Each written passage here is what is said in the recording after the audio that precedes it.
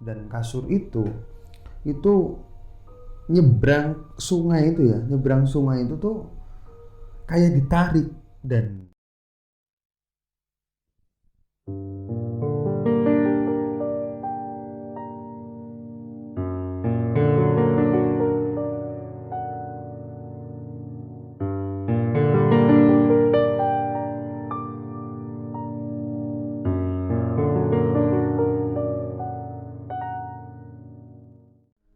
Assalamualaikum warahmatullahi wabarakatuh.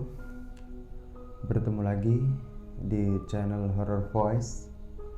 Dan ini adalah cerita ke-18 dari channel Horror Voice.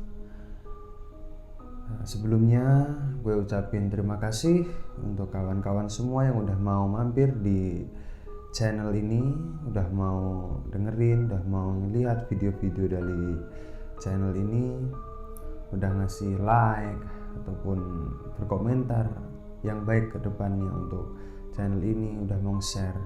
Gue sangat berterima kasih. Dan baru beberapa hari gue cek itu alhamdulillah subscribernya ya, pengikutnya itu di channel ini tuh ya bertambah ratusan ya, alhamdulillah seperti itu. Dan ini mau menuju ke 1000, jadi masih ya channelnya masih kecil lah, subscribernya juga belum ada 1000.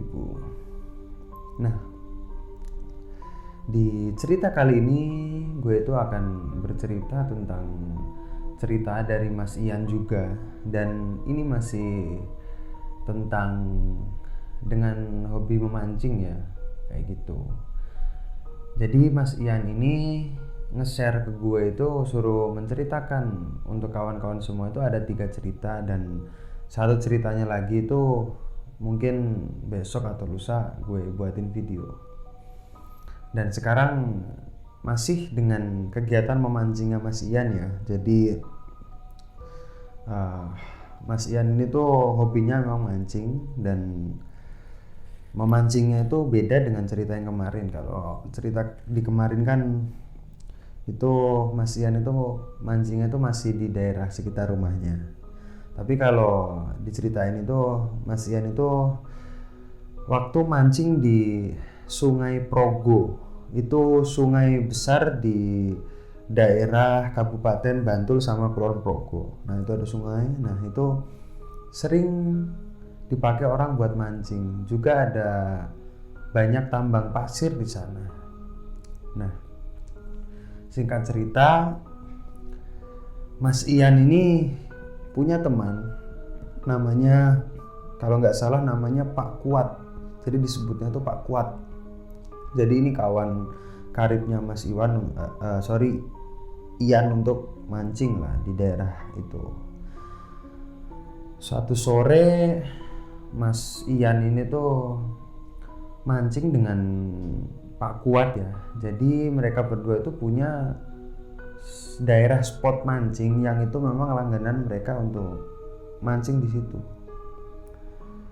Jadi sore itu mereka langsung berangkat ya dari mungkin kontrakannya ya, berangkat ke spot mancing itu di perbatasan antara Bantul, Kabupaten Bantul dan Kulon Progo. Mereka mancing, ngasih umpan, terus jatuhin umpannya ke sungai, itu biasa aja. Dan selang 15 menit dari mereka udah siap lah kan nungguin ya, dan itu buat kopi, terus ada Pak Kuat itu bawa makanan kayak gitu kan. Mereka kan ya sambil nunggu pancingnya itu ada belnya itu berbunyi ya, kalau ada ikannya itu mereka nunggunya sambil makan-makan itu. Nah mungkin sekitaran 1 jam ya, pancing itu tuh cuman yang nggak ada ikan yang nyaut gitu. Jadi cuman dilihat, oh masih ada, oh lihat masih ada. Nah Mas Ian ini itu kaget karena dari bagian atas sungai, jadi dari bagian daratan atas sungai itu, di sana itu tuh ada ngelihatnya Mas Ian itu kasur yang di tali ya, jadi kayak kasur zaman dulu, nggak zaman dulu sih, kasur kapuk yang kayak ada motifnya merah, itu warnanya putih tapi ada motif merahnya, itu kan digulung, itu ngelewatin sungai.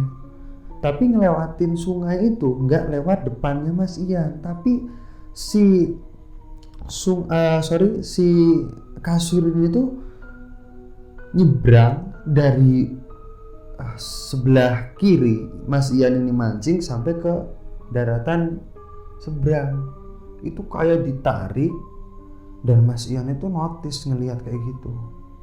Dan Mas Ian, Pak Kuat, itu apa itu, kok kasur ditarik, siapa yang narik ya, mana Mas, mana kasur mana. Nah mereka berdua ngelihat, dan kasur itu nyebrang sungai itu ya, nyebrang sungai itu tuh kayak ditarik, dan waktu mendekati daratan di seberangnya, kasur itu tuh masuk ke air ya, itu udah bagian pinggir ya, pinggir daratan itu, kasur itu masuk. Dan Pak Kuat sama Mas Ian itu ngelihat kasur itu tuh masuk ke akar-akar bambu. Kalau di sini nyebutnya itu ori ya, bambu ori. Jadi bambu yang, kalau kawan-kawan semua tahu, itu bambu besar-besar ya. Itu tuh yang suka ada di sungai gitu. Yang itu banyak bambunya besar-besar. Nah, itu kayak masuk ke situ. Dan Pak Kuat juga sama Mas Ian itu bilang, Pak Kuat bilang, Mas, ning kene iki wis biasa kaya ngono. Mbuh kasur, wong sok-sok ki enek sapi keli barang. Mas, di sini tuh udah biasa Mas kejadian kayak gitu. Enggak hanya kasur kayak gitu Mas, kadang-kadang juga sapi juga hanyut Mas di sungai kayak gitu. Dan ya Mas Ian itu kan baru, mungkin belum lama ya mancing di Sungai Progo itu, Kali Progo. Jadi ya, oh gitu ya Pak, oh baru tahu Mas Ian itu. Dan hari menunjukkan malam ya, udah malam gitu, mereka pun udah dapet tangkapannya ya, dapet pancingannya gitu, dan mereka lanjutkan pulang. Dan pulang untuk ke kontrakannya, dan hari-harinya berjalan dengan biasa seperti itu. Ntar gue ngerokok dulu ya.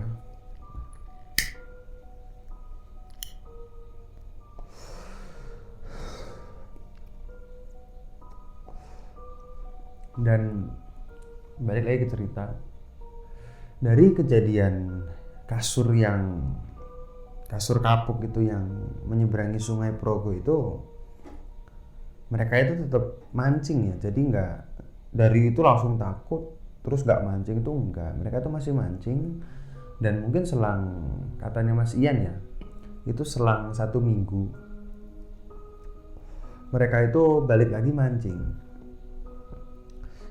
mancing, tapi spotnya itu agak beda. Jadi bukan agak beda, pindah spot, tapi masih daerah itu, masih dengan ya di sebelah kiri ya, sebelah barat ya, seperti itu, tapi agak jauhan, agak ke sebelah utara.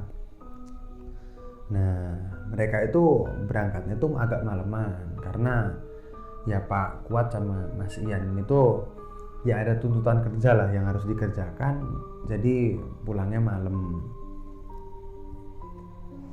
Dan mereka melakukan aktivitas mancing ya kayak biasanya, dan cuman berdua.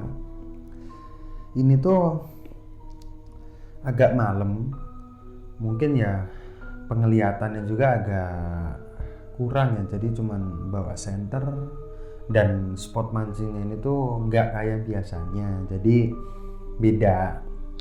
Nah setelah parkir motor ya di agak pinggir jalan, mereka turun dan cari spot mancing mereka. Dan Mas Ian sama Pak Kuat ini tuh mancingnya itu di atas kayak gundukan batu. Jadi di pinggir sungai Progo itu ada gundukan batu dan itu enak buat mancing, enak buat spot mancing. Dan ngelihat dari spot mancingnya juga kan strategis lah. Nah, langsunglah mereka persiapan umpan dan ngasih umpan ke ikannya itu di situ, di gundukan batu itu.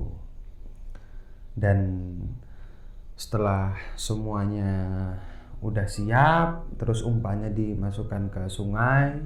Nah, itu kan balik lagi yang tadi ya, itu jadi di jorannya itu, di pancingnya itu ada lonceng kecil. Jadi untuk menunjukkan kalau seumpama ditarik, umpannya ditarik sama ikan atau apalah, itu bisa bunyi. Nah, setelah udah dipasang semua, Pak Kuat sama Mas Yani turun dari gundukan batu itu ke daratan tanah.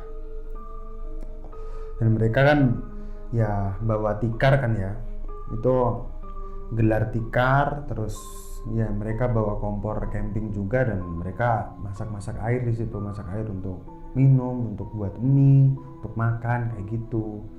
Nah, selang nggak lama ya dari Mas Ian sama Pak Kuat ini tuh ngedenger loncengnya bunyi gelinding. Nah, langsung itu, wah gunaku Pak, wah punya saya Pak ini Pak. Mas Ian naik ke batu itu, gundukan batu, dan ditarik. Dan sialnya Mas Ian itu dapat daleman perempuan ya gitu, daleman perempuan. Waduh, lagi sial ini. Dah, setelah dicopot, Mas Ian itu ngasih umpan lagi dan ya dimasukkan lagi ke sungai, terus balik lagi ke Pak Kuat. Gimana Mas Ian, dapat apa? Dapat ikan po? Punya aku kayaknya nggak bunyi. Oh alah Pak lagi sial lagi apes, malah entuk jeruan. Langsung mereka itu pada ketawa di situ. Dan setelah makan terus ngopi-ngopi, ngobrol-ngobrol itu mereka kan kenyang. Terus barang-barang yang untuk masak itu tuh diberes-beresin kayak gitu ya, biar nanti paginya itu tinggal berangkat pulang lah gitu kan, udah posisi kenyang juga. Nah, Mas Ian itu sama Pak Kuat itu bilang, Pak kok aku ngantuk banget ya Pak, kok ngantuk banget padahal udah ngopi ini, ngantuk banget rasanya. Alah, palingan kuareken kamu itu kekenyangan gitu. Nah, ya wis Pak, aku tak turuse, aku tak tidur. Itu pancingnya tolong ditungguin ya. Ngantuk banget, nanti bangunin lah kalau sempat kayak gitu. Dan waktu itu tuh jamnya belum tengah malam ya, jadi masih ya agak sorean, jam 9 lah, jam 9 malam.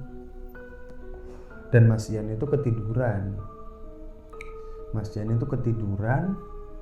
Udah nggak inget apa-apa, nggak inget tentang pancingnya, nggak inget kalau sedang mancing, pokoknya udah ketiduran aja setelah berbaring kayak gitu. Nah, Mas Ian ini bangun itu udah pagi, dan dia tuh ngelihat jam tangan itu jam 5:30 pagi. Terus ngelihat Pak Kuat itu tuh ada di sampingnya, ya juga tidur. Langsung Mas Ian kan gerekapan ya, kayak apa, bingung ya gitu, bangunin, Pak ketiduran Pak sampai 5:30. Pak Kuat kan masih kayak bingung juga ya kan, tidur itu baru dibangunin gitu. Hah, masa jam 5:30 kayak gitu? Iya Pak, pules banget ya Pak tidurnya, pules banget. Kok tidurnya biasanya jam-jam sebelum subuh saya udah bangun, atau jam 1, jam 2 udah bangun, ngelilir Pak, kebangun kayak gitu. Tapi kok ini kok nyenyak banget ya Pak tidurnya? Kan cuman alasnya cuman pakai tikar dan nggak ada atapnya gitu, jadi kena embun itu tuh kok nggak kebangun ya Pak, nyenyak banget ya Pak. Oh iya Mas, aku juga kok nyenyak banget ya. sampean ki waktu ketiduran itu udah tidur toh, saya tuh naik ke eh, pancing itu, ke ke batu itu, dan balik lagi ya ikutan tidur mas. Sudah aku yo ngantuk ya mas gitu.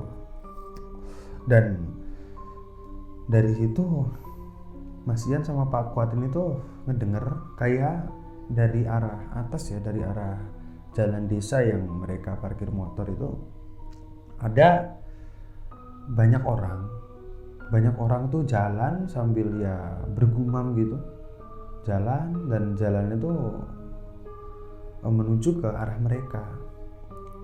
Dan itu pakaiannya tuh kayak pakaian tim SAR ya, di situ tuh pakaian tim SAR.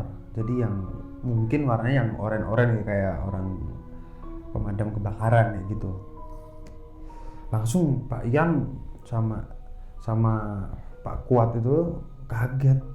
Wah, ada apa ini, kok ada tim SAR-nya, ada apa ini gitu. Pak, berhenti dulu gitu.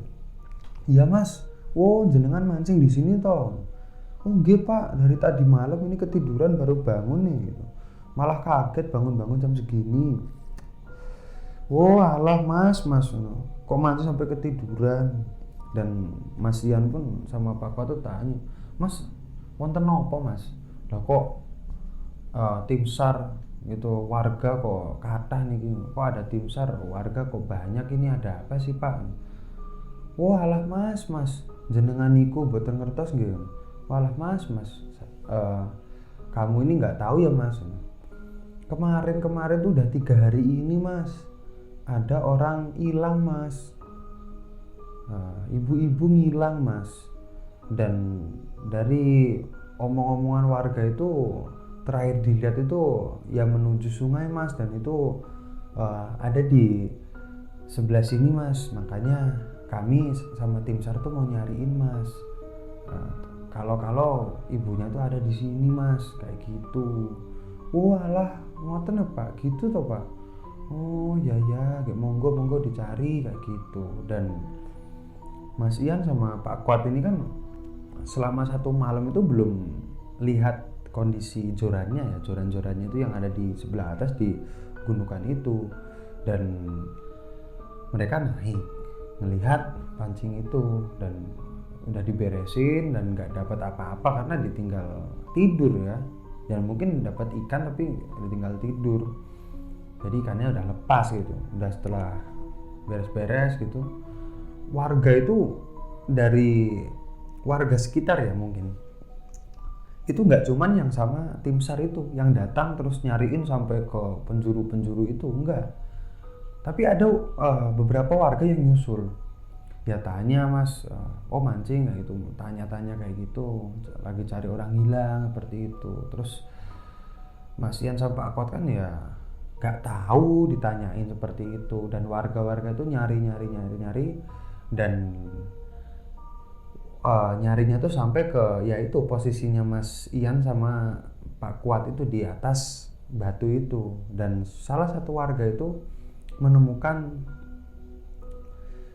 cincin emas itu di atas itu. Jadi di dekat spot pancingan mereka, di atas batu itu. Pak, mas, ini ketemu, mungkin ini cincinnya bu ini, kayak gitu, yang hilang maksudnya ya.